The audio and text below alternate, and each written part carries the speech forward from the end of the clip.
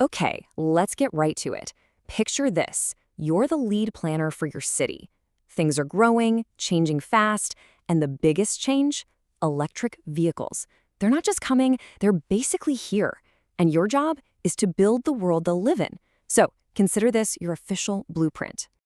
7 minutes. That's the number I want you to burn into your brain today. 7 minutes.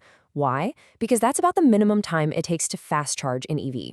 It's kind of that awkward amount of time, right? Not super long, but you can't just hop out and hop back in. And believe it or not, that little window of time, that's where the magic happens. That's our big opportunity. So here's the big question, and I'm putting it squarely on you. How do you solve for that 7-minute gap? I mean, how do you take what could be a really annoying wait and turn it into something valuable, something, dare I say, enjoyable for people? Well, guess what? That's exactly what we're going to crack today. Look, the answer here isn't to bulldoze everything and invent some crazy new sci-fi technology. No, it's actually about a shift in philosophy. We're talking about an evolutionary blueprint, a new way of looking at the city you already have. And this whole thing really boils down to two big ideas. First things first, let's get this straight. We are not building car charging stations. We are building human recharge stations. You see the difference? It's a huge shift. The focus isn't on the battery level of the car, it's on the well-being of the person inside the car. We're here to recharge the driver, the kids, the passengers, not just the vehicle. Okay, so idea number 2, how in the world do we pay for all this? And how do we do it without causing years of construction chaos? The answer is something I like to call urban geography recycling. This is your secret weapon as a planner. It's all about looking around your city and asking, what's being underused?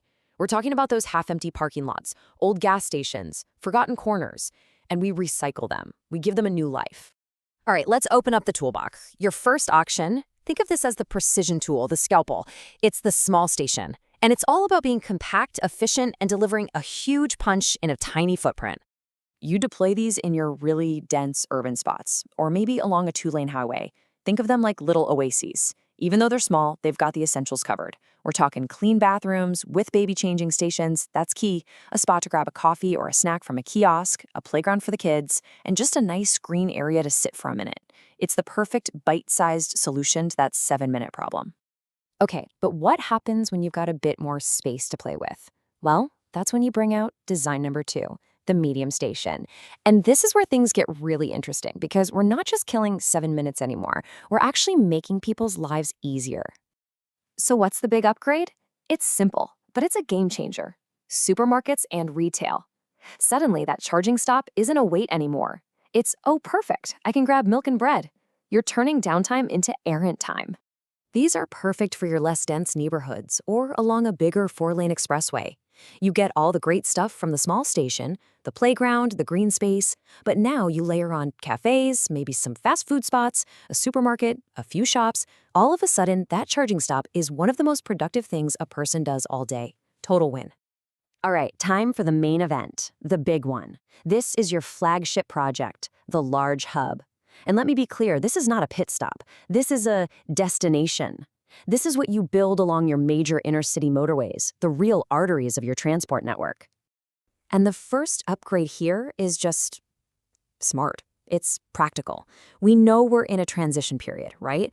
So these hubs also have legacy fuel. Yep, regular gas stations and vehicle service centers.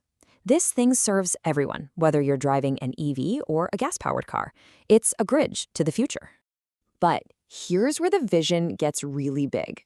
We're adding things that create a real sense of place.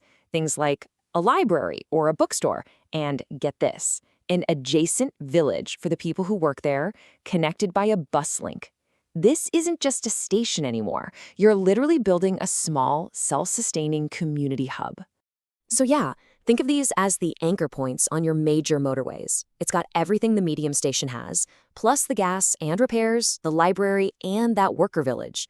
It's a massive asset that doesn't just serve travelers, it supports an entire local economy and makes the shift to EVs smoother for everyone. Okay, so let's put it all together. This right here is your decision-making guide. It's super simple.